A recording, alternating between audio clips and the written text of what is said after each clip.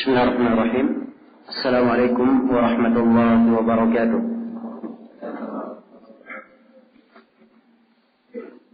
Innal hamdalillah nahmaduhu wa nasta'inuhu wa nastaghfiruh wa na'udzu billahi min shururi anfusina wa sayyiati a'malina. May yahdihillahu fala mudilla lahu wa may yudlil fala hadiya lahu. أشهد أن لا إله إلا الله وحده لا شريك له وأشهد أن محمدا عبده ورسوله يا أيها الذين آمنوا اتقوا الله حق تقاته ولا تموتن إلا وأنتم مسلمون يا أيها الناس اتقوا ربكم الذي خلقكم من نفس واحدة وخلق منها زوجها وبث منهما رجالا كثيرا ونساء واتقوا الله الذي تساءلون به والأرحام إن الله كان عليكم رقيبا يا أيها الذين آمنوا اتقوا الله وقولوا قولا سديدا يصلح لكم أعمالكم ويغفر لكم ذنوبكم ومن يطع الله ورسوله فقد فاز فوزا عظيما أما بعد فإن أصدق الحديث كتاب الله وخير الهدي هدي محمد صلى الله عليه وعلى آله وسلم وشر الأمور محدثاتها فإن كل محدثة بدعة وكل بدعة ضلالة وكل ضلالة في النار.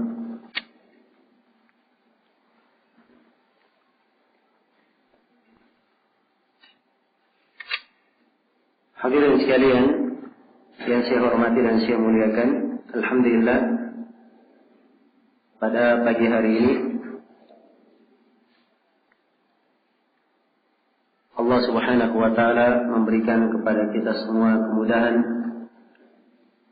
untuk duduk di majelis ini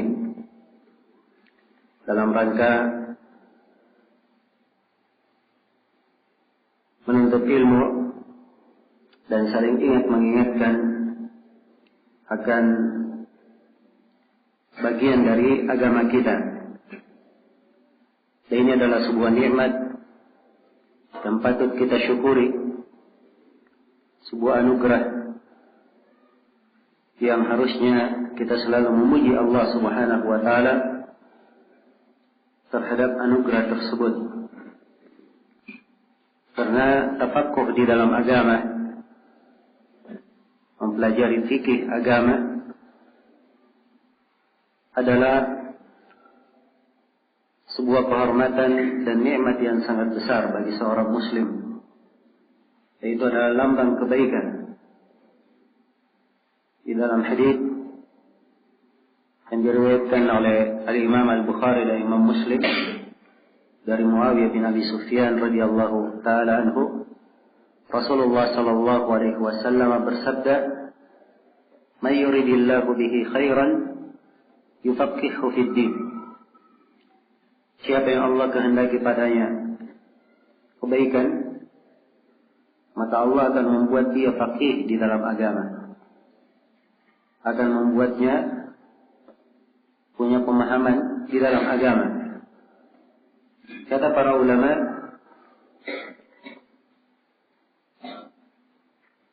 hadis ini menunjukkan bahwa siapa yang Allah Subhanahu wa taala tidak berikan kepadanya kefaqihan dalam agama, maka itu artinya Allah tidak menghendaki padanya kebaikan.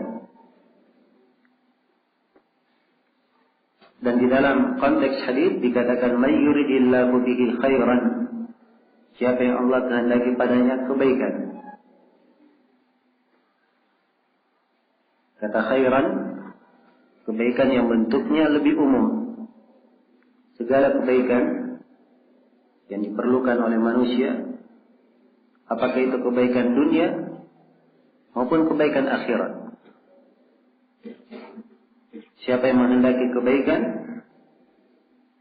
maka semuanya adalah dengan cara menuntut ilmu agama. Dan kata khair itu digunakan di dalam Al-Quran pada banyak keadaan, untuk banyak penamaan. Keadaan khair dibahasakan dengannya, untuk pahala, kebaikan, dan kadang harta disebut dengan kata khair di dalam Al-Quran. Disebut dengan kata khair. Iya. Di dua tempat. Maka ini menunjukkan bahwa kebaikan yang didapatkan oleh seorang penuntut ilmu sangatlah banyak. May yuridillahu bihi khairan yufaqihu fid din. Siapa yang Allah kehendaki padanya kebaikan, maka Allah akan membuat dia faqih di dalam agama, paham terhadap agamanya. Dan kepahaman seorang hamba terhadap agamanya, manfaat dan kebaikannya lebih banyak dari apa yang bisa kita gambarkan. Lebih banyak daripada apa yang bisa kita gambarkan. Karena di dalam Al-Quran dan hadits Rasulullah SAW sendiri disebutkan ratusan sisi keutamaan orang yang mempelajari ilmu agama. Iya. Ilmu agama itu adalah sumber ketakwaan, sumber kebahagiaan, sumber petunjuk. Ia adalah harta yang paling mahal. Dan khusus memperbandingkan antara ilmu dan harta, Ibnu Al-Qayyim di dalam kitab beliau Miftah dari Sa'adah menyebutkan puluhan sisi yang menunjukkan bahwa ilmu itu tidak bisa dinilai dengan harta apapun. Karena itu orang yang mengerti ilmu agama dengan benar, tidak mungkin dia akan tinggalkan karena harta atau dunia yang sifatnya sementara tidak akan menyertainya di alam kubur, tidak pula menyertainya di akhirat. Dan ilmu itu disebut dengan kekuasaan, disebut dengan sultan di dalam beberapa tempat di Al-Quranul Karim. Karena dia adalah kekuasaan yang kadang lebih hebat dari kekuasaan para penguasa. Banyak dari manusia Allah jadikan sebagai pemimpin, punya bala tentara, punya kekuatan. Namun kekuasaan dan kekuatan ilmu kadang lebih hebat daripada itu. Iya. Kadang lebih hebat daripada itu. Lihatlah misalnya di dalam sejarah bagaimana kaum Khawarij mereka diperangi oleh para sahabat Rasulullah SAW. Perangi dengan kekuatan pedang, mereka tidak mundur kaum Khawarij. Tapi oleh Ibnu Abbas, kaum Khawarij didebat, diperangi dengan kekuatan ilmu. Oleh Ibnu Abbas sendirian, tidak ada yang menyertai beliau. Iya. Dan perhatikan, rujuk dari mereka 2.000 orang. Ibnu Abbas hanya membacakan pada mereka ayat-ayat Al-Quran dan sebagian hadis Rasulullah Sallallahu Alaihi Wasallam. Karena itulah ilmu adalah sumber kebaikan yang memperbaiki manusia pada dirinya, pada keluarganya, pada masyarakatnya, dan pada negerinya. Iya. Karena itu sebaik-baik kegiatan yang kaum muslimin menyibukkan dirinya dengan kegiatan itu adalah menuntut ilmu agama, tafaqquh di dalam agama. Dan tidak ada hal yang membuat orang kafir, musuh-musuh Islam, lebih marah ketika kaum muslimin mempelajari agamanya. kembali mempelajari agamanya. Namun kapan mereka lalai dari agama, inilah yang diinginkan oleh para musuh, sehingga melemahkan kekuatan kaum muslimin. Dan fenomena inilah yang kita saksikan. Kenyataan yang menyedihkan ini yang kita lihat. Banyak dari kaum muslimin jauh dari mempelajari ilmu agama. Iya. Dan alhamdulillah pada pembahasan daurah ini insyaallah taala kita akan membahas sebuah dasar penting di dalam ilmu fikih dan ilmu usul fikih. Dan ini pembahasan sifatnya sebagai dasar yang kita akan bahas secara keseluruhan insyaallah taala. Ya, bukan di sebagian pembahasan fikih saja, tapi di seluruh bab fikih dari 100 kaidah yang disebutkan oleh Ibnu al-Mibrad rahimahullahu taala. Demikian pula kita akan membahas pelajaran ilmu usul fikih yang terdapat di dalamnya banyak manfaat dan kebaikan. Ya, bukan artinya kita mempelajari ilmu usul fikih agar kita semua ini menjadi ahli ijtihad. Tidak. Tapi paling tidak seorang mengerti kenapa para ulama berdalilkan dengan dalil dengan bentuk yang seperti itu. Bagaimana cara mereka berdalilkan. Dan paling tidak kita punya gambaran untuk banyak orang di masa ini yang sering berbicara tentang masalah agama, tapi mereka tidak berpijak di atas pijakan yang kuat.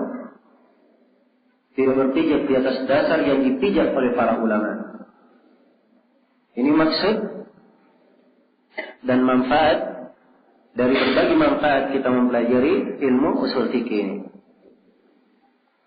Ya, dan tentunya ini adalah pembahasan tergolong dasar dan didorong fikih sebelumnya di Makassar di sini kita telah membahas kitab Ad-Durar al-Bahiyah karya Imam Asy-Syaukani, dan itu adalah dasar yang sangat indah sekali bagi siapa yang mempelajari ilmu fikih. Juga di tempat lain di Solo pernah kita bahas kitab Syekh Abdurrahman bin Nasir As-Sa'di Minhajus Salikin juga secara lengkap. Itu ringkasan fikih yang bagus. Iya. Dan sebenarnya untuk daurah yang kedua pernah tergambar saya akan membahas kitab Umdatul Fiqh karya Ibnu Qudamah. Sebab di antara ringkasan Ibnu Qudamah sangat lengkap sekali dalam pembahasannya, meluas. Iya. Cuman saya merubahnya untuk kita membahas kitab ini agar supaya kita mengambil dasar yang lain yang sangat penting. Karena pembahasan buku ini dan buku yang kita pegang sebagaimana yang telah antum miliki semua panduannya, kitab Al-Qawaid Al-Kulliyah wa Thawabit Al-Fiqhiyah. Al-Qawaid Al-Kulliyah dan Thawabit Al-Fiqhiyah karya Imam Jamaluddin Yusuf Ibn Al-Hasan Ibn Abdul Hadi yang lebih dikenal dengan nama Ibn Al-Mibrad. Lebih dikenal dengan nama Ibn Al-Mibrad. Sebab Ibn Abdul Hadi itu sendiri nama nisbat. Ada beberapa ulama yang disebut dengan nama Ibn Abdul Hadi. Salah satunya beliau ini. Tapi kalau untuk penulis buku ini itu lebih dikenal dengan penyebutan Ibn Al-Mibrad, sebagaimana yang kita akan baca pada biografinya. Iya. Dan buku ini sisi penting ya. dan keistimewaannya. Pertama, buku ini bisa menggambarkan ilmu fikih itu secara keseluruhan. Bisa menggambarkan ilmu fikih itu secara keseluruhan. Nah, ini penggambaran penting sekali bagi seorang muslim dan muslimah, apalagi bagi seorang penuntut ilmu. Dia harus punya penggambaran fikih yang lengkap, agar supaya lengkap juga dia memandang keindahan Islam. Iya, lengkap juga dia memandang keindahan Islam. Dan saya kira kita di Indonesia ada kisah yang masyhur ya tentang tunanetra yang masuk memegang gajah. Semuanya ingin menggambarkan tentang gajah itu. Ya. Ada yang pegang telinganya, ada yang pegang belalainya, ada yang memegang ekornya, ada yang memegang kakinya, ada yang memegang badannya. Dan semuanya hanya menggambarkan apa yang dia pegang saja. Iya. Dan ini karena penggambarannya terhadap gajah tersebut hanya penggambaran yang apa? Sebatas yang dia ketahui, yang dia pegang. Berbeda dengan orang yang mengerti ilmu fikih secara global dari awal sampai akhir, walaupun tidak sempurna atau tidak secara detail dia mengenalnya. Ya. Karena mengenalnya pada tahap sangat detail ini tentunya perlu waktu dan perlu memarasah, banyak ilmu yang dia perlukan untuk hal tersebut. Tapi yang melalui buku-buku seperti ini, Al-Qawaid Al-Fiqhiyah, Al-Qawaid Al-Kulliyah, Al-Dhawabit Al-Fiqhiyah, juga seperti buku Ad-Durrul Bahiyah dan selainnya, ini sangat memudahkan ia untuk memahami Islam itu secara keseluruhan. Akan tampak keindahan Islam. Akan tampak sekali bahwa Islam itu dibangun di atas maqasid. Dibangun di atas maksud pensyariatan. Iya. Dan siapapun yang menisbatkan kepada Islam sesuatu, dia akan tergambar bahwa ini tidak mungkin Islam dianggap seperti itu. Dengan penggambaran yang telah dia pahami dari mempelajari ilmu fikih secara keseluruhan dari awal bab pembahasan fikih sampai akhir. Iya. Jadi orang yang mengerti fikih ibadah, dia hanya mengerti fikih ibadah saja, maka dia hanya punya gambaran bagaimana cara berwudu, kemudian cara bertaharah, cara umum, cara salat, mengeluarkan zakat, berpuasa, haji, ya. Dan di sebagian pembahasan ulama fikih ada yang memasukkan pembahasan jihad di dalam fikih ibadah. Hanya seputar itu pembahasannya. Ya. Dia tidak punya gambaran tentang bagaimana fikih nikah. Ya. Tidak punya gambaran tentang bagaimana fikih muamalah.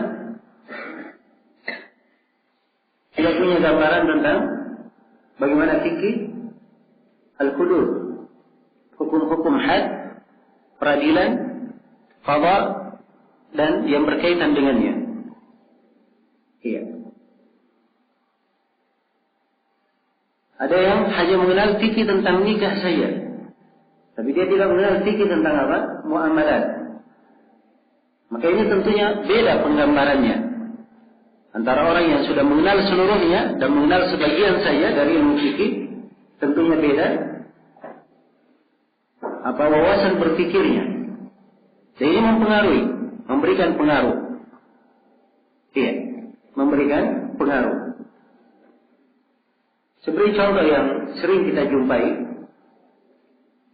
ya, di keadaan banyak dari para penuntut ilmu itu tidak bisa membedakan antara sebuah pembahasan ini sifatnya hanya sekadar penjelasan, sekadar fatwa, dan pembahasan yang sifatnya di peradilan. Sifatnya pembahasan qada. Ini beda antara dua pembahasan. Dan Nabi SAW di dalam haditsnya, ada hadits beliau sifatnya fatwa dari beliau. Dan ada hadits Nabi SAW sifatnya qada. Beliau menentukan keputusan sebagai posisi beliau sebagai hakim, sebagai qadi. Iya. Ini beda antara dua hal. Orang yang hanya bahas di pembahasan fikih ibadah saja, fikih muamalah saja, dia tidak mengerti pembahasan tentang fikih qada. Karena dia tidak membahas tentang masalah hukum-hukum seputar peradilan. Jadi memberikan pengaruh di dalam cara berfikir. Dan kita melihat sejumlah kesalahan disebabkan karena cara berfikir yang kurang sempurna ini. Iya. Jadi sering kita jumpai ya, sering kita jumpai. Kadang sebagian ustaz ditanya di majelis, apa hukum orang yang bekerja di bank? Ya. Ustaznya menjawab, riba adalah apa? Haram. Dan tidak boleh kalau menolong dalam kegiatan yang haram. Diberikan dalil-dalilnya. Sudah lengkap jawabannya, dia sudah terima. Hukumnya haram, tidak boleh kalau menolong dalam apa? Hal yang haram. Kalau begitu tidak boleh kerja di tempat yang ada apa? Riba padanya. Tapi orang yang mendengar ini, setelah dia pahami jawaban, dia menerapkan kepada kawannya. Oh, ini kawan saya kerja di bank. Berarti ini adalah orang yang berbuat apa? Perbuatan yang haram. Oh, ini harus, orang ini keliru. Ini kadang di belakang itu, oh ini harus diboikot ikhwan ini. Tidak benar ikhwan kayak begini modelnya. Ya. Dan ini salah cara berpikirnya. Kenapa? Sebab sekarang dia sudah menggabungkan antara pembahasan yang sifatnya fatwa dan qada. Sekarang dia menghukumi ikhwah itu pembahasan yang sifatnya mengarah kepada apa? Penjatuhan hukum. Ya. Dia sekarang sebagai qadi menjatuhkan orang tidak boleh kerja di situ. Padahal alasan orang kerja di bank itu macam-macam. Ada yang dengan pilihannya, dan ini tidak diperbolehkan. Ada orang yang terpaksa. Ya. Dan manusia beraneka ragam keadaannya. Orang yang terpaksa misalnya keadaan sebagian orang disekolahkan. Ya, kalau dia langsung keluar dia harus membayar uang sekolah tersebut. Dari mana dia dapat duit untuk membayarnya? Ya, maka dia tidak ada jalan lain, hanya mempunyai jalan itu. Orang yang seperti ini tidak boleh dijatuhkan hukum seperti yang disebutkan. Dan si ustaz yang menjawab, dia jawabannya umum, tidak mengarah kepada orang tertentu. Andai kata dia ditanya kepada kondisi dan keadaan orang tertentu, maka mungkin saja jawabannya berbeda. Mungkin saja jawabannya apa? Berbeda. Iya. Jadi secara umum kenapa hal ini bisa terjadi kekeliruan di dalam memahami? Karena penggambaran ilmu fikih yang kurang. Ya. Penggambaran ilmu fikih yang kurang. Ya. Dan sebagian orang terlalu mudah yang memberikan hukum. Oh ini sesuatu tidak ada dari as-salaf yang mengerjakannya. Dan ini kalimat berat ya. Mengatakan tidak ada dari as-salaf yang mengerjakannya. Ya, seakan-akan dia Syekhul Islam sudah. Mengerti seluruh tuntunan agama dari awal sampai akhir, dari A sampai Z-nya, dari alif sampai ya-nya semuanya dia paham. Dari yang luput baginya. Iya. Jadi kalimat-kalimat yang seperti ini tidak sembarang diucapkan.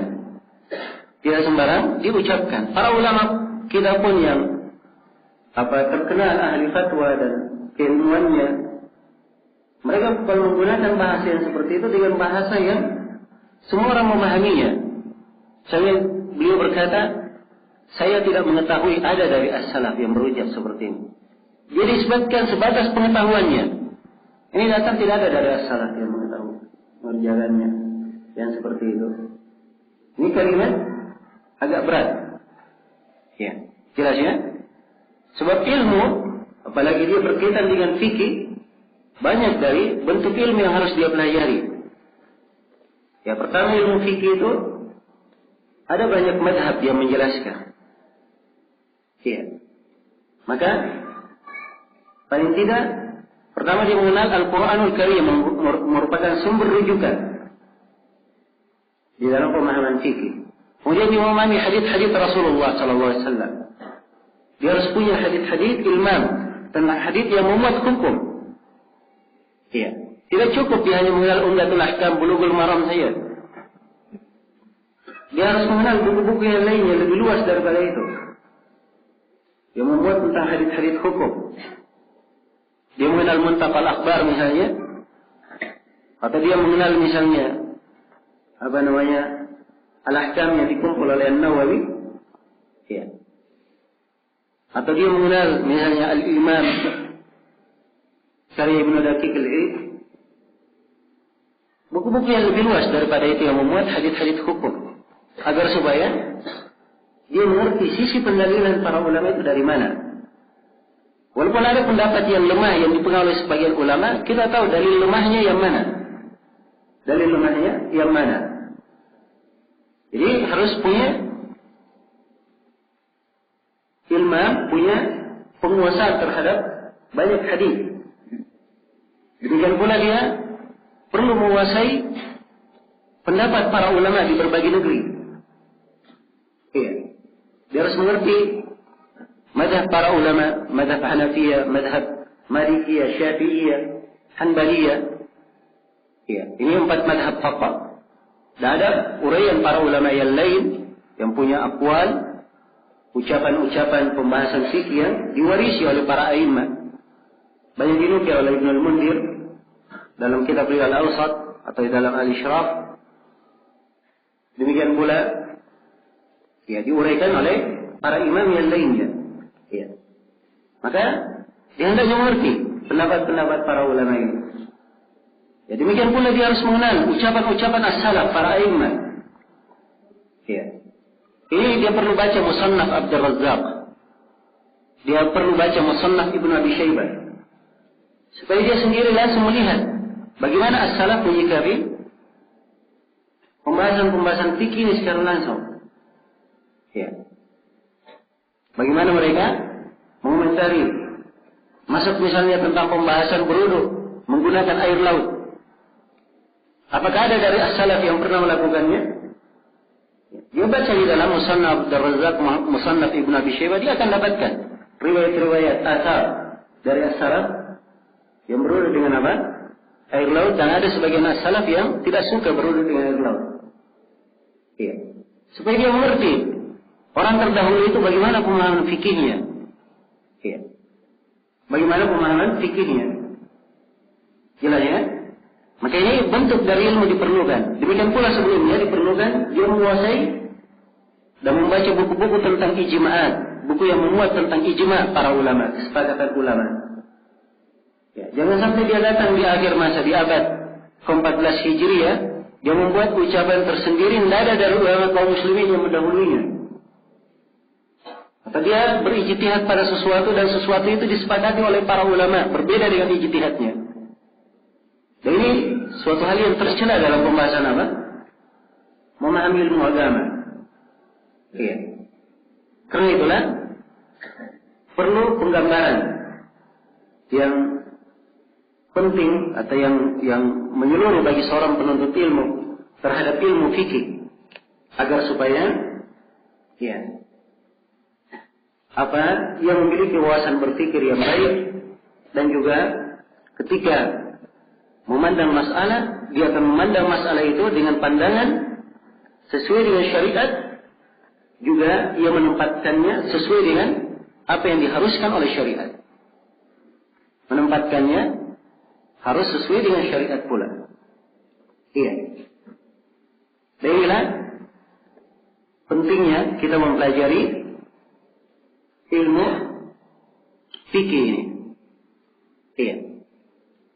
Dan subhanallah, perhatian kaum muslimin untuk mempelajari hal ini. Kalau kita melihat ke negeri kita di Indonesia ini adalah suatu ilmu yang mungkin jarang kita melihat dari kaum muslimin perhatian untuk mempelajari ilmu fikih dari awal sampai akhir. Ya, karena itu saya sebutkan tadi bahwa keberadaan kita semua di tempat ini itu adalah anugerah dari Allah Subhanahu wa taala. Ya, semoga Allah Subhanahu wa taala memberikan taufik kepada kita semua untuk dimudahkan menyelesaikan pembahasan buku yang kita akan bahas pada hari ini. Iya. Dan di antara keistimewaan buku ini, ya, buku ini memuat pembahasan kawaid, kaidah-kaidah dan dhawabit, pijakan-pijakan dalam ilmu fikih. Ya, walaupun dhawabitnya lebih banyak daripada kawaidnya. Walaupun dhawabitnya lebih banyak daripada kawaidnya. Nah, dan para ulama sangat perhatian sekali dalam mempelajari ilmu apa saja. Mereka sangat perhatian memperhatikan kaidah dan dhawabit. Ya. Karena memang orang yang ingin masuk di bidang ilmu apa saja, dia harus perhatikan beberapa sudut pembahasan. Sekarang kita duduk di majelis ini, ya, yang dibicarakan oleh guru banyak, pembicaraannya banyak. Tapi dari pembicaraan guru ini ada kesimpulan yang harus kita pegang. Ya. Maka seorang penuntut ilmu harus pandai melihat mana titik kesimpulan yang harus dia pegang dari guru, yang harus dia catat, yang harus dia perhatikan, yang harus dia apa? Dia simpulkan. Ya. Karena tidak semua yang diucapkan oleh guru itu bisa dihafal. Tapi kita hanya mengambil sesuatu yang memang merupakan kesimpulan dari pelajaran. Nah, di sinilah pentingnya seorang memperhatikan beberapa hal. Yang pertama, dia melihat pada definisi yang diterangkan berkaitan dengan ilmu yang akan dijelaskan. Termasuk di pembahasan taharah misalnya, diterangkan taharah itu apa, bersuci itu apa. Ya, masuk di pembahasan salat. Salat itu apa definisinya? Iya. Kemudian yang kedua,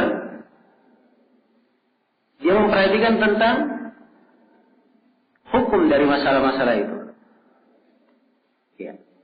Ini juga merupakan fokusnya, fokus perhatiannya. Kemudian yang ketiga, dia memperhatikan kaidah-kaidah yang digunakan di dalam masalah tersebut,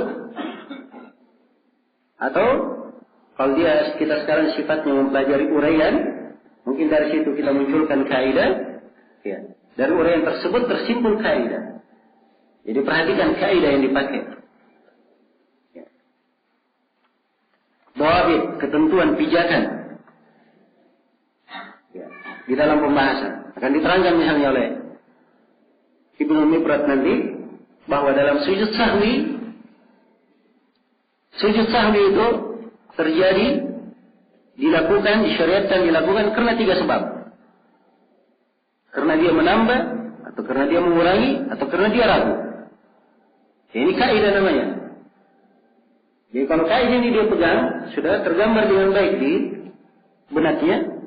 Ya. Tidak ada lagi selain daripada 3 ini, dia hanya pegang 3. Jadi ada sujud sahwi, kalau dia menambah, atau dia mengurangi, atau dia apa? Dia ragu. Ini bentuk kaidah. Tertanam pada apa? Pada dirinya di pembahasan sujud sahwi. Dia simpulkan. Sebagai sebuah kaidah. Jelas ya? Baik. Dan ada di dalam pembahasan juga yang perlu kita catat, yang berkaitan dengan at-taqasim, pembagian-pembagian. Ya. Tentang pembagian-pembagian. Seperti nanti akan datang, di kaidah akan disebutkan oleh Ibnu Mibrad, beliau membagi syarikat terbagi 5. Syarikat itu terbagi berapa? Terbagi 5. Ada syarikat al-anam, ada syarikat al-wujub, ada syarikat al-abdan, ada syarikat Al-mudarabah, dari syarikat al-mufawadah. 5 syarikat. Ya. Jadi at-taqasim, pembagian yang seperti ini harus kita cermati. Ya. Jelas ya?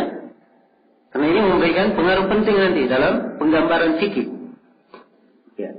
Terjadi A dan B kerjasama dalam sebuah niaga, dalam sebuah usaha. Ya. Kita bisa lihat ini usahanya, jenis kerjasamanya apa bentuknya, di syarikat yang mana dari 5 ini. Sebab kita punya apa? 5 pembagian yang kita kuasai. Jelas ya? Berbeda dengan orang yang tidak kenal pembagian. Oh, dia cuma mengerti syarikat-syarikat. Ya. Dan dia tidak bisa memilah antara bentuk perniagaan. Kalau terjadi kerugian atau terjadi keuntungan, bagaimana cara menghitungnya, bagaimana cara menyelesaikannya, dia kan mengalami banyak kesulitan dalam menentukan hukum. Kenapa? Sebab pemahamannya terhadap syarikat itu ada kekurangan. Ya. Ini hal-hal yang biasa, apalagi kalau dia melihat kejadian kekinian yang terjadi. Wah, bisa lebih banyak lagi bingungnya. Ya. Muncul dihadapi sekarang lagi banyak, lagi tren. Ya. Bisnis waralaba. Dia lihat waralaba. Bentuk dari syarikat. Apakah boleh atau tidak? Ini pembahasannya di pembahasan syarikat. Jadi kalau dia mengerti ilmu tentang syarikat ini, pembagian-pembagiannya, dia bisa ada penggambaran, bisa menilai. Ya. Ini bentuk syarikat yang dibenarkan bagaimana, yang tidak dibenarkan bagaimana. Jelasnya? Demikian pula kita penting mengenal al-furu', perbedaan-perbedaan. Ya. Ini yang penting dicatat dari guru. Kalau guru membedakan perbedaan antara A dan B adalah ini. Jelas ya? Nah, seperti misalnya al-fuqaha membedakan antara salat zuhur dan salat Jumat. Apa perbedaannya? Ya. Oh, banyak sekali perbedaannya. Banyak sekali perbedaannya. Syekh Ibnu Utsaimin membedakannya lebih dari 20 sisi perbedaan antara salat zuhur dan salat apa? Salat Jumat. Iya. Banyak sisi perbedaan. Dan perbedaan ini kita harus apa? Harus menguasainya. Supaya kita pandai membedakan antara A dan B itu apa. Jangan sampai sesuatu yang berbeda akhirnya kita apa? Kita samakan. Ya, dan ini yang terjadi di banyak kekacauan di dalam memahami. Karena ya, ketika ia menghadiri seorang guru mengajar ilmu, dia tidak tahu apa yang harus dia tulis, apa yang harus dia simpulkan. Tapi kalau kita pegang ketentuan yang saya terangkan tadi, insya Allah kita akan mudah menyimpulkan apa yang diterangkan oleh guru. Ya. Contoh misalnya di pembahasan kredit. Ya. Kredit itu banyak bentuknya. Banyak bentuknya. Jelas ya, harus dibedakan antara bentuk-bentuk itu. Karena sebagian bentuk dibolehkan, sebagian bentuk tidak dibolehkan. Ya. Jadi kalau dia tidak bisa membedakan, dia hanya tahu kredit. Kredit itu membayar tidak secara kontan, secara beransur. Ya. Jelas ya? Sisa yang tertanam dalam jiwanya, sisi yang mana? Sisi lebih membolehkan atau sisi yang tidak bolehnya? Tapi kalau dia bisa membedakan jenis-jenis kredit yang ada, dan ini di pembahasan fikihnya banyak pembahasan. Ada pembahasan taqsid, ada pembahasan bai'ul aina, ada pembahasan at-tawarruk, ada pembahasan bai'ul marabah lil amir bisyara, ada pembahasan al-ijar al-muntahi bit-tamlik. Dan mungkin dimasukkan di pembahasan yang lain. Iya. Mungkin masuk di dalamnya pembahasan as-salam, pembahasan al-istisna, ada pembahasan-pembahasan lain. Ini pembahasan perlu kita pahami. Apa perbedaannya antara taqsid dan al-aina? Apa perbedaan antara taqsid dan bai'ul marabah lil amir bisyara? Antara al-aina dan tawarruk apa bedanya? Itu punya perbedaan-perbedaan. Harus dipahami. Maka ini dari pokok yang harusnya diperhatikan oleh seorang yang mempelajari ilmu fikih. Nah, maka ini subhanallah buku, ya, sisi keistimewaannya penulis yang mendidik kita untuk menyimpulkan pembahasan itu dengan kesimpulan yang ringkas. Iya. Sebab inilah yang sebenarnya yang merupakan inti dari ilmu itu. Ya. Kalau kita lihat misalnya, saya pernah baca fatwa Syekh bin Baz rahimahullah di pembahasan masalah air. Jawaban beliau ringkas sekali. Beliau ditanya tentang masalah air, ringkas beliau jawab. Tapi isi jawaban beliau ini itu sebenarnya kesimpulan dari buku-buku fikih itu yang memuat tentang pembahasan air. Ya. Perhatikan, lihat bagaimana ilmu para ulama itu. Nah, demikian pula misalnya banyak dari ulama kita ditanya tentang pembagian orang kafir. Mereka bagi orang kafir menjadi 4. Ya. Ada kafir dhimmi, kafir mu'ahad, kafir musta'man, sebagiannya ada yang membaca musta'min, dan ada kafir harbi, 4 jenis kafir. Ya. Ini 4 jenis kafir ini, kalau kita langsung baca di buku fikih, mungkin sulit kita ketemukan pembagiannya 4. Kenapa? Sebab pembahasan kafir dhimmi itu satu bab khusus dalam pembahasan jihad. Ahkam ahlul dhimmah pembahasannya. Pembahasan kafir mu'ahad itu satu pembahasan khusus di pembahasan jihad tentang mu'ahadah. Pembahasan tentang kafir musta'min itu satu pembahasan khusus di pembahasan jihad. Pembahasan tentang aman. Iya. Jadi penuntut ilmu yang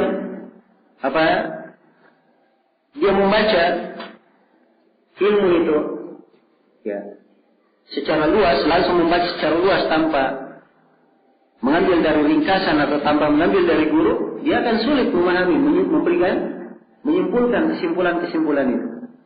Tapi begitu dia membaca buku Ibn Abdul Hadi ini, Ibn al-Mubdirat ini, maka akan tergambar bagaimana cara menyimpulkan masail.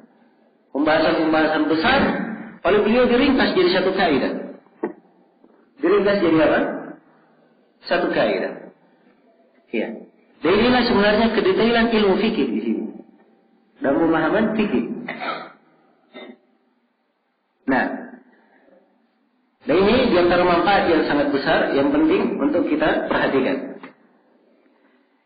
Iya. Baik. Di sini mungkin saya perlu menerangkan beberapa pendahuluan lain berkaitan dengan buku. Yang pertama di judul buku Al-Qawaid Al-Kulliyah. Kalau kita terjemahkan Al-Qawaid, Al-Qawaid jamak dari apa? Jamak dari qaidah. Ya. Jamak dari qaidah. Dan qaidah itu adalah pijakan. Ya. Qaidah itu adalah fondasi. Nah, dan yang disebut dengan kaidah, dia adalah dasar pijakan yang memuat banyak hukum. Ya. Yang memuat banyak hukum dan mencakup banyak pembahasan. Itu kaidah. Adapun ad-dawabit jamak dari apa? Jamak dari dawabit.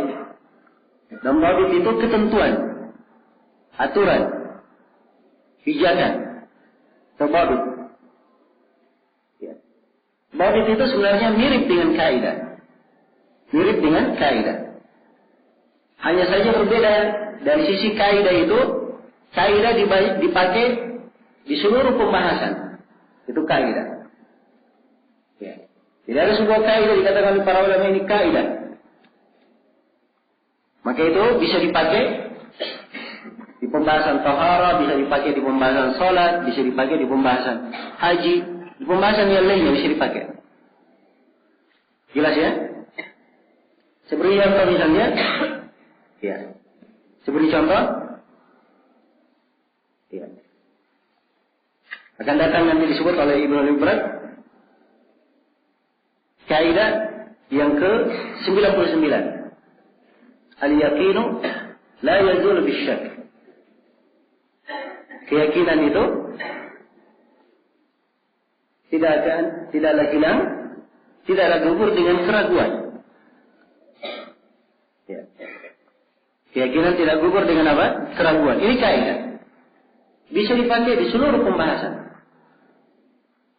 Ya, masuk di pembahasan taharah, bersuci. Seorang dia yakin berhadas dan dia ragu. Tadi saya sudah wudu atau belum? Maka ini kaidahnya apa? Kaidahnya dipakai. Keyakinan tidak boleh digugurkan dengan apa? Keraguan. Maka dianggap dirinya apa? Belum berwudu. Sebab itu yang meyakinkan dia belum berwudu. Dia ragu, sudah berwudu atau belum? Jelas ya? Kita masuk di pembahasan haji. Ya. Seorang melakukan tawaf. Ya. Dia melakukan apa? Dia melakukan tawaf. Ya. Dia melakukan tawaf. Di putaran keempat, dia ragu, apakah ini putaran yang keempat atau putaran yang kelima. Tapi dia yakin 4 putaran sudah dia lewati. Hanya saja yang kelima ini dia ragu. Sekarang yang mana yang dia pakai, yang keempat atau yang kelima? Dianggap itu yang keempat. Jelas ya? Dianggap itu yang keempat. Demikian. Jadi dipakai di banyak pembahasan. Ya, berbeda dengan thabit. Kalau thabit itu adalah aturan berkaitan dengan satu bab saja. Ya. Berkaitan dengan satu pembahasan saja. Jelas ya? Baik, saya jangan terlalu banyak memberi contoh, nanti pusing terlalu banyak contohnya. Saya kembali lagi ke contoh yang saya sudah sebutkan. Kita sebutkan dari bahwa sujud sahwi terjadi sujud itu karena berapa sebab? 3 sebab. Karena apa? Menambah, mengurangi atau apa? Ragu. Ya. Ini kaidah dipakai di pembahasan apa? Hah? Dipakai di pembahasan sujud sahwi saja. Maka ini hakikatnya disebut apa? Disebut dhabit. Tapi penulis menyebutnya apa? Kaidah. Ya, inilah yang saya ingatkan di sini. Bahwa asalnya dibedakan antara kaidah dan dhabit. Tapi sebagian para ulama ada yang menggunakan dengan penggunaan yang sama. Ada yang menggunakan kaidah, tapi yang diinginkan dengannya dhabit. Ada yang mengatakan dhabit, tapi yang diinginkan dengannya adalah apa? Kaidah. Jadi banyak di buku para ulama. Seperti buku ini kita akan ketemukan semuanya dari kaidah yang pertama sampai kaidah yang ke-100. Semuanya disebut oleh penulis dengan nama Al-Qaidah. Kaidah semuanya. Jelas ya? Padahal dari sebagian kaidah ini, atau dari kebanyakan, bahkan kebanyakan kaidah yang disebutkan, itu sebenarnya bawabit, bukan qawaid. Kalau dalam mana istilah. Iya. Dan ada buku-buku yang seperti ini. Ada buku-buku yang seperti ini. Bukan cuma penulis saja yang menulis buku seperti ini. Ya. Banyak dari para ulama menulis buku-buku yang semisal ini. Di antara buku yang paling masyhur adalah buku yang ditulis oleh Ibnu Rajab, Qawaid Ibnu Rajab. Ibnu Rajab menyebutkan 160 kaidah di dalam qawaidnya. Iya. Nah ini kitab Ibnu Rajab ini kitab yang luar biasa. Ya. Membuat para ulama setelahnya takjub. Ya. Ada yang mengatakan bahwa Ibnu Rajab katanya mengumpulkan uraian Ibnu Taimiyah yang tersebar di berbagai bukunya. Ya. Jadi mengumpulkan saja itu sudah hebat. Ya. Karena tidak semua orang bisa paham. Ya. Suatu yang tersebar dia kumpulkan, dia rapikan, itu tidak semua orang bisa paham. Tapi oleh para ulama dinilai bahwa itu adalah penilaian yang keliru, mengatakan bahwa Ibnu Rajab mengumpulkan dari Ibnu Taimiyah. Ibnu Rajab lebih daripada itu. Ya. Lebih daripada itu. Jadi subhanallah, kalau kita ingin membahas ya buku Ibnu Rajab ini Kita harus menyelesaikan dulu pembahasan fikih dari awal sampai akhir. Ya. Kalau sudah bahas fikih dari awal sampai akhir, sudah pernah belajar, nah itu baru ringan untuk mempelajari qawaid Ibnu Rajab. Ya. Sebab Ibnu Rajab ketika menguraikan satu kaidah, beliau bawakan tafri'at, cabang-cabang yang berkaitan dengan kaidah itu. Sebagian cabangnya ada di pembahasan taharah, sebagian cabangnya ada di pembahasan nikah, sebagian cabangnya ada di pembahasan peradilan. Ya. Jadi kalau dia tak belajar fikih dari awal sampai akhir, dia akan sulit memahami buku tersebut. Sulit memahami buku tersebut. Iya. Baik. Jadi ini kesimpulan penjelasan yang ingin saya terangkan berkaitan dengan al-qawaid. Perbedaan antara al-qawaid dan al-qawabid. Ya, jadi sekali lagi isi dari buku ini penulis rahimahullah, ya, di pendahuluannya juga beliau terangkan akan menyebutkan 100 kaidah. Ya. Dan beliau sebut dengan nama kaidah. Tapi hakikatnya yang beliau terangkan ada kaidah dan ada apa? Ada dhabit. Ada kaidah dan ada dhabit yang beliau uraikan. Dan kesimpulan yang lain yang ingin saya simpulkan bahwa penyebutan dhabit dalam buku ini itu lebih banyak daripada penyebutan apa? Penyebutan kaidah. Ya. Penyebutan dhabit lebih banyak daripada penyebutan kaidah. Baik. Kemudian di sini di pendahuluan saya perlu terangkan biografi dari penulis. Ya. Penulis buku ini nama beliau Yusuf Ibnul Hasan. Ini nama lengkapnya ya. Yusuf Ibnul Hasan bin Ahmad bin Hasan bin Ahmad bin Abdul Hadi bin Yusuf bin Muhammad bin Qudamah Al-Umari Al-Adawi Al-Qurashi. Ya. Jadi kalau asal nisbat, kalau dikatakan Al-Umari, itu artinya dari keturunan siapa? Umar bin Khattab radhiyallahu ta'ala anhu. Ini berjalan ya. Siapa yang dari keturunan Umar bin Khattab itu disebutkan Al-Umari akhirnya. Iya. Dan beliau ini dari keturunan Umar bin Khattab. Beliau diberi kunyah Abul Mahasin. Kunyah beliau Abul Mahasin. Ya. Dan digelari Jamaluddin. Digelari Jamaluddin. Ya, karena kebiasaan orang di masa itu, kalau dia namanya Yusuf, maka digelari Jamaluddin. Ya, sebab Nabi Yusuf itu orangnya apa? Jamil. Ya. Karena itu disebut Jamaluddin. Jelas ya? Ya. Ini penulis rahimahullah. Dan beliau ini bermukim di Dimashq. Bermukim di Damaskus. Dan beliau lebih dikenal dengan panggilan Ibnul Mibrat. Ibnul apa? Ibnul Mibrat. Ya. Dari sebagian guru kita ada yang membaca Ibnul Mabrid, ada yang membaca begitu. Ya, tapi muhakkik buku ini menerangkan bahwa yang lebih tepatnya dibaca Mibrat, mimnya di kasrah. Dan ini beliau sebutkan apa? Keterangan yang menguatkan kenapa dibaca Ibnul Mibrat. Ya, yang kelihatannya memang dibaca Ibnul Mibrat itu lebih tepat. Ya, jadi dikenal dengan panggilan Ibnul Mibrat. Ya. Dan luar biasa ya di pembahasan nama-nama. Ya, dan inilah kedetailan ilmu syariat kita. Jadi nama rawi itu dibaca Mibrat atau dibaca Mabrid, itu ada pembahasannya. Ya. Ini bukan pembahasan apa namanya asal bunyi saja. Ya. Asbun kata orang Makassar, asal bunyi. Ya. Jelas ya? Asal ngomong saja tidak. Ini ada pembahasannya. Kenapa dibaca begini? Kenapa di fathah? Kenapa di kasrah? Itu semuanya ada uraiannya. Tidak sembarang baca.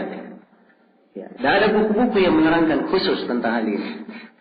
Ada buku-buku yang menerangkan khusus tentang rawi. Ya. namanya dibaca Hamid atau dibaca Humid? Namanya dibaca Salam atau dibaca Salam?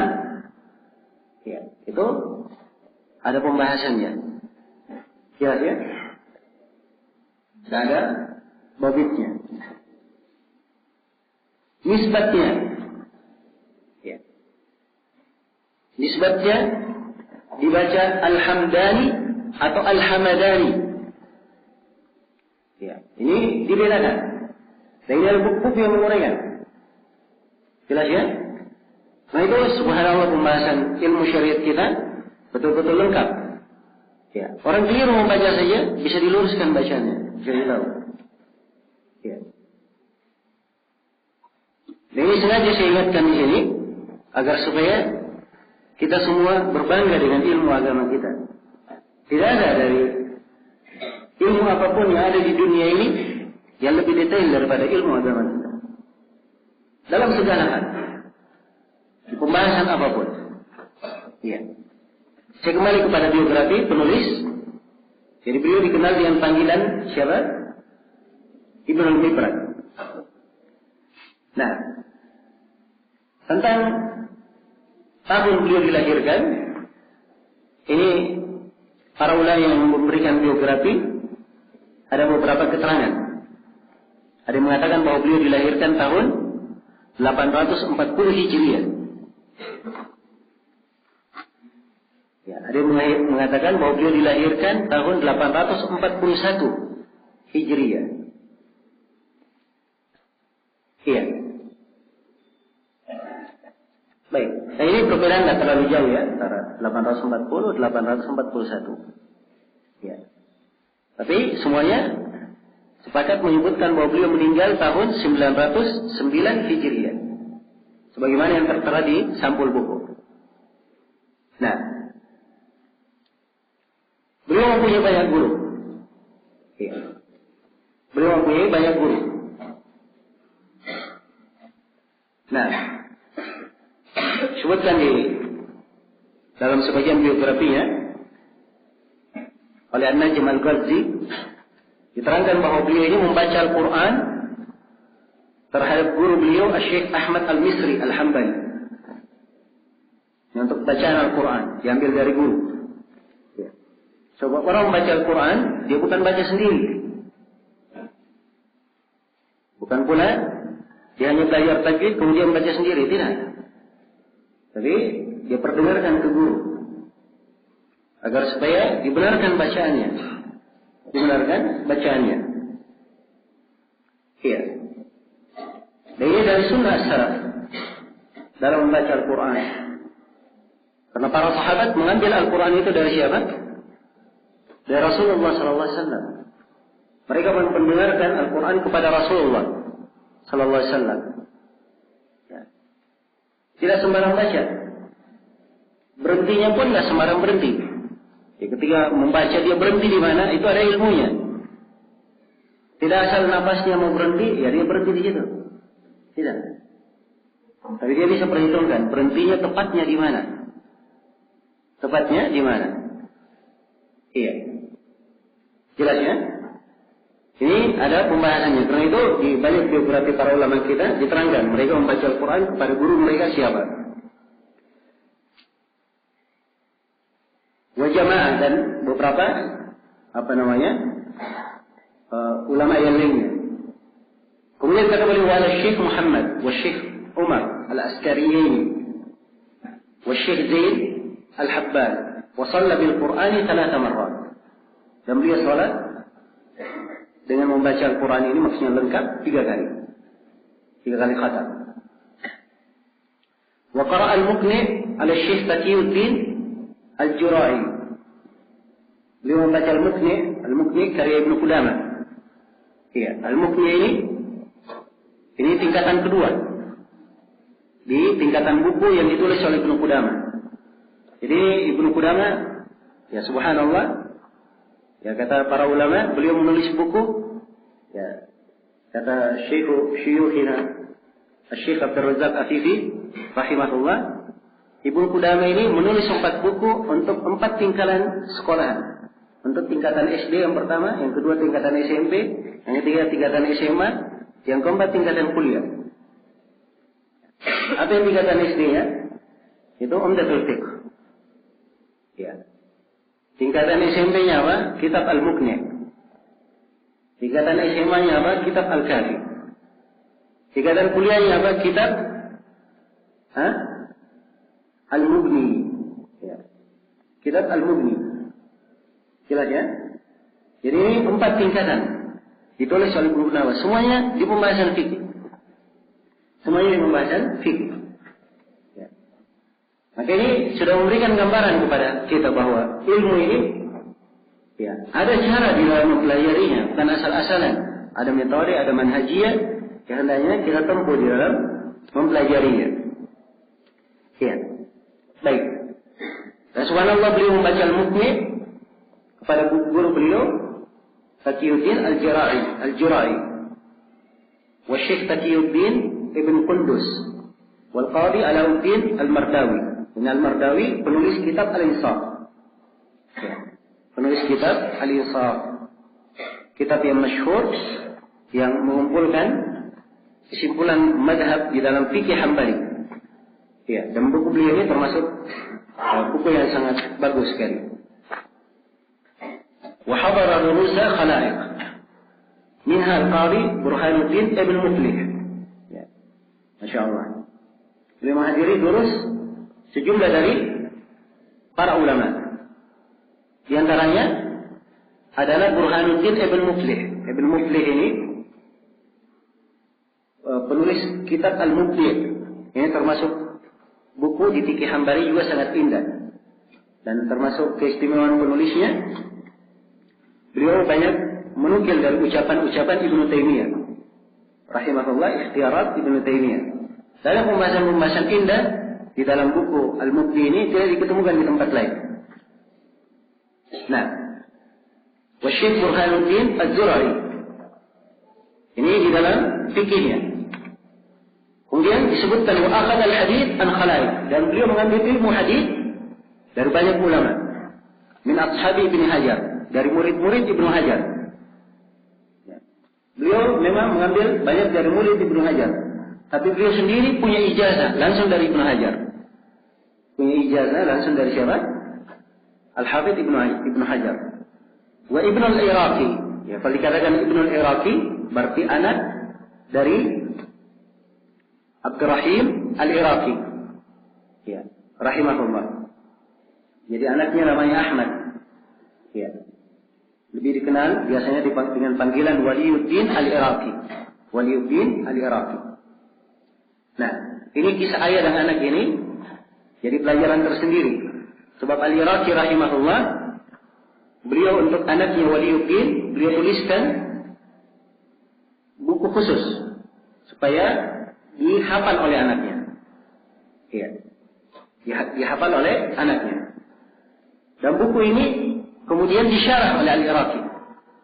Ya, disyarah oleh Al-Iraqi. Ya. Tapi beliau meninggal sebelum menyelesaikan syarahnya. Kemudian akhirnya syarah itu dilanjutkan oleh anaknya, Waliyuddin Al-Iraqi. Itulah syarah yang dicetak dalam 8 jilid, disebut dengan nama Tarhut Tatrib. Tarhut Tatrib. Syarah yang sangat indah sekali, menunjukkan keluasan ilmu. Ya, dan banyak sekali pembahasan-pembahasan yang sangat menakjubkan di buku itu. Nah, kemudian Wabnul Badisi disebutkan beberapa nama dan disebutkan juga nama Ibn Nasiruddin. Ini Ibn Nasiruddin Ad-Dimashqi. Ini juga dari ulama terkenal di masa itu dan beliau punya banyak buku dicetak pembahasan tentang apa? Pembahasan tentang hadis.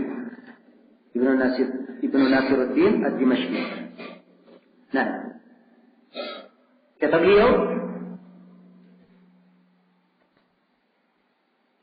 dikatakan pula oleh Al-Kamal Al-Ghazzi, wa akhadha al-ilm an masyayikh katsiratin jiddan. Beliau mengambil ilmu dari banyak guru, banyak sekali. Pada jama'ahum fi mu'jamain kabir wa saghir. Beliau kumpulkan nama-nama gurunya dalam 2 mu'jam. Ada mu'jam kabir dan ada mu'jam saghir. Kumpulan nama-nama gurunya. Ya. Ini perbedaannya antara masa dahulu dengan masa sekarang. Ya, kalau masa dahulu, sebagian para ulama kita yang masyhur, kebanyakan dari mereka memiliki guru yang sangat banyak. Punya ma'ajin, guru tentang gurunya. Buku daftar khusus tentang nama-nama gurunya. Jelas ya? Ini baru nama gurunya dia. Ya, dia mengambil dari gurunya apa, menghadiri majelis apa, dia membaca apa, dan seterusnya. Ya. Berbeda dengan kita di masa ini. Ya. Berbeda dengan kita di masa ini. Ya punya satu guru ya, alhamdulillah. Jelas ya? Tapi di masa dahulu, subhanallah. Ini keberadaan mereka. Ya. Dan adanya perbedaan ini tentunya memberikan perbedaan pada kualitasnya. Karena itu kualitas di masa dahulu itu luar biasa, berbeda dengan kualitas di masa kita sekarang. Iya. Jelas ya? Kualitas di masa kita sekarang. Nah, maka dari sini saya ingin mengingatkan bahwa menuntut ilmu itu adalah anugerah dari Allah. Hendaknya kita syukuri hal tersebut dengan lebih giat lagi. Ya, lebih banyak belajar dan menghadiri majelis-majelis ilmu, majelis-majelis para guru. Nah, dan disebutkan di sini siapa yang memberikan ijazah kepada beliau. Ya. Dan di antara hal yang indah diterangkan oleh Ibn Tulun, wa hafidh al-Quran wal muqni wa tufi fil usul wa alfiyat ibn Malik. Beliau ini hafal Al-Quran. Beliau hafal kitab al-Muqni. Jadi al-Muqni yang dia baca kepada gurunya itu sudah dihafal. Ya. Masya Allah ya. Al-Muqni dicetak 2 jilid ya. Beliau hafal al-Muqni. Wat-Tufi beliau baca. Beliau hafal kitab At-Tufi. Dalam ilmu usul fikih, kitab At-Tufi dikenal dengan nama Mukhtasar Ar-Rawdah.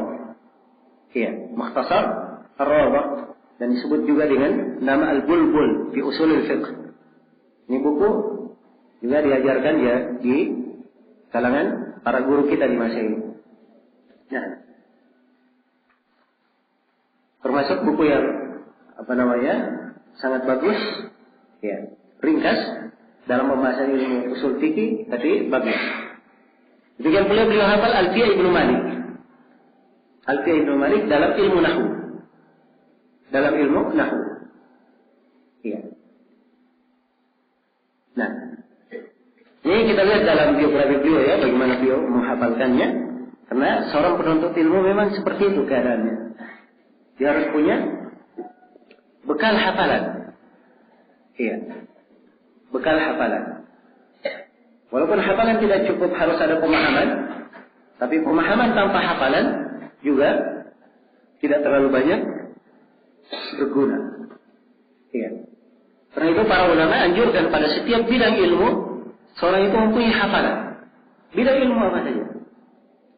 Dia punya hafalan buku yang ringkas di dalam bidang ilmu itu. Nah, ini kita saksikan hingga hari ini guru-guru kita yang merupakan panutan manusia, mereka punya hafalan di banyak bab. Ya. Maklum ya bagaimana Syekh Al-Albani, Syekh bin Baz rahimahullah, hafalan beliau, Syekh Ibn Utsaimin, ya, sebutkan bahwa beliau hafal Zadul Mustaqni'. Beliau juga hafal Nuniyah Ibnul Qayyim. Ya. Ada hafalan-hafalan mereka menghafalnya dan selalu dijaga. Ya, di sebagian pelajaran Syekh Shalih Al-Fauzan, ya, pernah ada yang bertanya ya, kepada beliau tentang sebuah kalimat di matan Zadul Mustaqni'. Ya. Orang ini mengatakan mungkin begini dan mungkin begini. Kata Syekh yang saya hafal begini. Ya. Menunjukkan bahwa beliau ada hafalan di dalam hal tersebut. Ya. Dan ini tampak sekali hafalannya itu memberikan pengaruh. Ya. Dan kelihatan kalau mereka berbicara, ya, dasar pijakannya sangat kuat sekali. Dasar pijakannya sangat kuat. Apa yang mereka ungkapkan sangat meyakinkan. Ya. Dan ini sifat ya ahlul ilm. Dan tentunya di masa ini kita tidak sama dengan masa dahulu. Ya, masa dahulu yang dituntut mereka menghafalnya lebih banyak. Ya. Ada menghafal sanad-sanad hadits dan seterusnya. Karena memang penting untuk menghafal sanad hadits menjaga. Tidak ada buku sulit untuk menjaganya. Ya. Kalau sekarang ini ada menghafal kutubus sittah dengan sanadnya, itu saya anggap kurang kerjaan. Ya. Sekarang ini. Atau dia mengerjakan sesuatu bukan yang afdal. Kenapa? Sebab sanad sudah terjaga di dalam buku. Ya, terpelihara. Ya, daripada dia sibuk menghafal seluruh sanad itu, mending dia hafal matan-matan yang lainnya. Jelas ya? Dia hafal matannya saja, sanadnya dia biarkan. Kalau dia ambil di sanad, dia ambil perputaran sanad saja. Dia ambil perputaran sanad. Ya. Misalnya disebutkan hadits. Disebutkan hadits misalnya dari jalurnya saja. Oh, ini hadits dari jalur Ma'mar, dari Abdul Razzaq, ya, dari Hammam bin Munabbih, dari Abu Hurairah. Dia sebut jalurnya saja. Yang lebih daripada itu. Oh, ini hadits dari Muawiyah bin Haidah, dari ayahnya, dari kakeknya. Oh, ini hadits dari jalan Bahaz bin Hakim, ya, dari ayahnya, dari kakeknya. Oh, semisal dengan itu. Dia ambil jalur. Tapi kalau dia hafal seluruh sanad, ini selain dari dia perlu waktu untuk meroja, ya, juga kurang bermanfaat. Apalagi sekarang ini, kalau kita ingin hafal semua sanad, betapa banyak sanad yang kita hafal. Ya.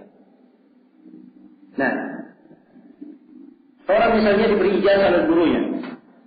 Ya. Sekarang ini ya, antara kita, ya, antara guru sekarang ini sampai kepada Nabi, itu belasan orang. Ya, yang paling ringkas sanadnya mungkin dia bisa dapat 19 atau 18 orang antara dia antara Nabi. 18 orang dia hafal untuk satu hadis. Ini tentunya makan waktu, karena itu diambil di matangnya saja. Jelas ya? Jadi ada dari ilmu, hendaknya kita perhatikan. Ada dasar. Di Al-Quran, dia hafal Al-Quran. Dia berusaha untuk menghafalkannya. Kalau dia tidak bisa mampu, tidak menghafal seluruhnya, paling tidak dia menghafal ayat-ayat yang biasa dibaca. Kalau dia berkecimpung dalam ilmu fikih, maka dia menghafal ayat-ayat yang berkaitan dengan ahkam, berkaitan dengan hukum-hukum. Sebab ayat-ayat ahkam ini ada buku-buku yang menulisnya. Ada sebagian ulama yang mengatakan ayat ahkam itu 500 ayat. Ya, jadi dia hafal yang 500 saja. Jelas ya? Kalau dia berdalilkan ayatnya bisa keluar, dia hafalkan ayatnya. Kalau dia tidak bisa hafal seluruhnya. Nah, walaupun yang benarnya bahwa ayat-ayat ahkam lebih daripada itu. Ya, sebab orang di dalam memetik hukum, ya, karena di sebagian ulama yang mengatakan tidak ada petikan hukum di situ, tapi di ulama yang lainnya dia bisa keluarkan sebuah hukum dari ayat yang dikira tidak ada petikan hukum padanya. Jelas ya? Ya. Di hadis misalnya dihafal Arba'in Nawawiyah, yang 42 hadis. Kalau dia ingin naik sedikit, hafal Umdatul Ahkam. Kalau dia ingin naik lagi, hafal Bulughul Maram. Ya. Dia ingin lebih daripada itu, ya silakan. Dia ingin menghafal Sahih Bukhari atau Sahih Muslim. Tapi kalau dia dahulukan menghafal Sahih Muslim, itu lebih bagus. Karena tertib menghafal Sahih Muslim lebih mudah daripada Sahih Al-Bukhari. Iya. Kalau dia sulit langsung menghafal dengan sahihnya, dia ambil mukhtasarnya, ada ringkasannya. Ada ringkasan Sahih Al-Bukhari, ada ringkasan Sahih Muslim. Keduanya karya Al-Mundiri, ada karya Az-Zubayri, ada ringkasan Syekh Al-Albani untuk Sahih Al-Bukhari. Dan termasuk ringkasan yang paling bagus untuk Sahih Bukhari, ada ringkasan Syekh Sa'ad bin Nasir Asy-Syitri. Bagus sekali. Siapa yang ingin menghafal Sahih Al-Bukhari? Iya. Jelas ya? Maka dimudahkan. Siapa yang ingin menghafal, tapi diambil dari dasar. Dia masuk belajar ilmu mustalah hadis. Dia hafal dasarnya. Dia hafal Al-Baiquniyah, dia hafal Nukhbatul Fikr. Dia ingin lebih bagus, hafal Alfiyatul Iraqi atau Alfiyah As-Suyuti, tidak ada masalah. Silahkan dia hafal.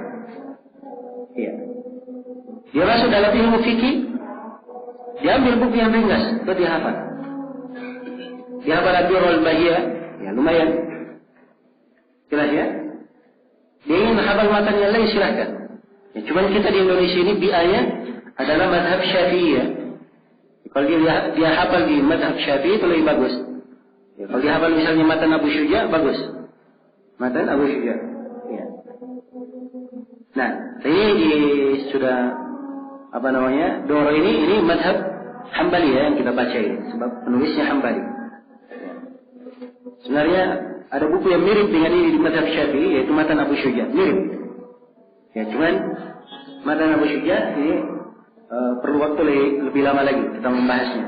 Dan sekarang untuk buku ini kita hanya ada waktu 6 hari untuk menyelesaikan 100 kaidah. Ya, ada 6 hari ya, menyelesaikan 100 kaidah. Sebab 3 hari yang terakhir kita ingin membahas pembahasan apa? Usul fikih. Ya, mudah-mudahan di kesempatan yang lain insyaallah kali kita bahas matan Abu Syuja. Nah, demikian pula seorang yang masuk di ilmu faraid misalnya, dia hafal matan yang ringkas dalam faraid. Yang paling masyhurnya dihafal adalah apa? Ar-Rahabiyah. Dia hafalkan. Demikian pula dalam akidah. Dia hafal buku yang ringkas dalam akidah. Paling tidak dia hafal Qawaidul Arba'ah, Thalatsatul Usul, ya, Kitabut Tauhid, Akidah Wasithiyah. Saya kira kalau dia hafal 4 ini sudah bagus, sudah mewakili. Ya, dan kebanyakan masyayikh kita menganjurkan menghafal 4 ini. Nah, untuk pembahasan akidah. Ya. Demikian pula di ilmu tafsir. Ada matan yang bisa dihafal, seperti matan Az-Zamzami karya Suyuti. Ya, ini bagus juga untuk dihafal ringkas dan bagus mewakili tentang kaidah-kaidah seputar penafsiran. Ya. Maka himmah harus ada pada seorang penuntut ilmu. Ya. Kapan dia punya hafalan itu lebih baik. Jika dia data lebih baik, karena memang tidak diharuskan. Kalau dia tidak bisa menghafal, maka caranya adalah dia banyak mengulangi buku itu. Dia banyak mengulanginya, banyak membacanya sampai menyatu dengan jiwanya. Caranya kalau dia tidak menghafalkannya. Al-Muzani rahimahullahu taala beliau membaca kitab Ar-Risalah dari Imam Syafi'i 500 kali. Ya. Kita satu kali saja belum pernah selesai. Beliau membaca 500 kali. Kata beliau tiap kali beliau selesai membaca kitab Ar-Risalah, ada saja faedah yang beliau dapatkan tidak beliau dapatkan di bacaan sebelumnya. Tidak beliau dapatkan di bacaan sebelumnya. Maka banyak mengulangi itu penting. Ya, karena itu di pembahasan yang telah lalu saya ingatkan. Ya, jangan seorang selesai buku, Durrul Bahiyah selesai nanti buku ini, setelah itu bukunya dibungkus baik-baik, ya, simpan di lemari, ya, jadi pusaka peninggalan. Ya. Ini bukan sifat seorang penuntut ilmu. Tapi dia terus mengulanginya. Ya. Ini kita lihat ya di kalangan ulama kita juga di masa ini yang masyhur dengan fatwa seperti Syekh bin Baz, Syekh Ibnu Utsaimin, Syekh Shalih Al-Fauzan dan selainnya. Itu orang-orang yang betul-betul mungkin karena mereka membaca buku, tidak terbilang berapa buku sudah yang mereka ajarkan kepada murid-muridnya. Jadi dari buku yang diajarkan ini memberikan manfaat yang sangat besar baginya, pengaruh yang sangat mendalam. Iya. Dan saya yakin banyak dari buku itu tidak dihafalkan oleh masyayikh kita. Mereka hafal dasar-dasarnya, tapi karena sangat banyaknya mereka membaca, iya, sangat banyaknya mereka membaca, maka seakan-akan dianggap oleh orang-orang beliau hafal. Pernah suatu hari ditanya ke Syekh bin Baz, katanya, wahai Syekh, apakah engkau hafal kutub sittah? Sebab Syekh rahimahullah setiap kali berdalilkan dengan hadis ini dari sahabat fulan dikeluarkan oleh fulan dan fulan, sebutkan keluarkan oleh Bukhari dan Muslim. Ini dikeluarkan oleh Imam Ahmad, Abu Dawud, At-Tirmidzi, An-Nasai. Ini dikeluarkan oleh Abu Dawud.